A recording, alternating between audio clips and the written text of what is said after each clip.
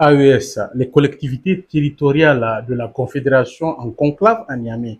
La capitale nigérienne accueille depuis ce matin l'Assemblée générale collective de l'Union des collectivités territoriales de l'Alliance des États du Sahel AES, réunissant les représentants du Burkina Faso, du Mali et du Niger. Cette rencontre historique vise à mettre en place une structure fêtière chargée de renforcer la coopération entre les collectivités territoriales des trois pays dans le but d'améliorer la coordination des actions de développement au profit des populations. Présidant la cérémonie d'ouverture, le ministre d'État, ministre de l'Intérieur, de la Sécurité publique et de l'administration du territoire, le général de division Mohamed Toumba, a souligné que cette initiative s'inscrit pleinement dans la vision des chefs d'État de la Confédération AES, le capitaine Ibrahim Traoré, le général Assimi Goïta et le général d'armée Abdraman Tiani. Le ministre d'État a insisté sur la nécessité pour toutes les institutions de l'espace confédéral de s'approprier de la dynamique de l'AES afin de renforcer la coopération, la solidarité et le développement à la base. Détournement de biens publics, le temps de l'impunité est-il terminé? Avec le nouveau code pénal nigérien, le message est clair. Toucher à l'argent public pourrait désormais coûter très cher. À partir de 200 millions détournés, prison à vie. À partir d'1 milliard, c'est la peine de mort prévue par la loi. Les infractions sont imprescriptibles. Même après plusieurs années, les poursuites restent possibles.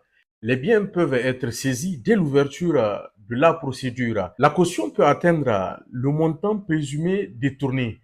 Pour les autorités, il s'agit d'une arme redoutable contre la corruption et les détournements qui ont longtemps privé les populations de ressources essentielles.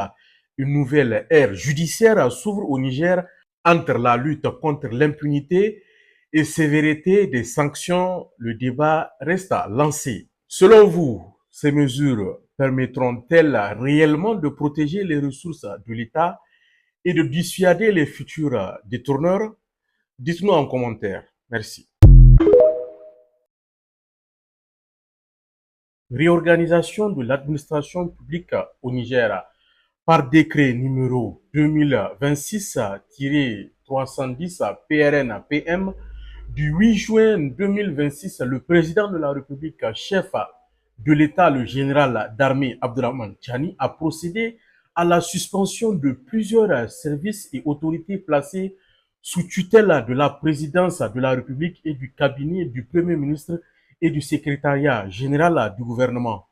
Parmi les structures concernées figurent notamment le SNES, le FISA, l'Agence de modernisation de la ville du Niger, AMV Niger, la Haute Autorité du WACF, l'IGA, le HCME, l'ARSO, l'Autorité de régulation du secteur des transports ARST, la HAPDP. Leurs missions sont désormais transférées au ministère compétent afin d'assurer la continuité du service public. Le décret met également fin aux fonctions des responsables des structures supprimées et prévoit le transfert de leur patrimoine à l'État.